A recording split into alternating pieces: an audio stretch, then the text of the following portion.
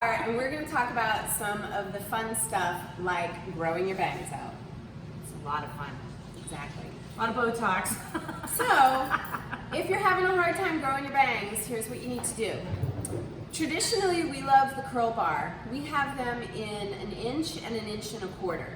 When you're growing your bang and you want to curl them a little bit more, you have to drop the size of the iron. The shorter the hair, the smaller the barrel of the iron needs to be. This would apply to any section of your hair.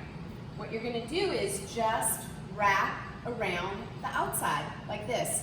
Do not include the ends, and you don't have to go to the root. Then, once you let go, here's the beauty. It'll fall right into the haircut, and then you just loosen it, run your hand through it. Right, Nicole? Yeah, they just kind of roll in and it's been easier. It's hard, but you know, eventually. Yeah. Eventually it just falls in, and it's really fun and easy to play with. So don't be nervous about growing your bangs. Put a little texture in it and let it fall into the hair. A little fiber paste. Yeah. Spray. Try it. Let us know what you think.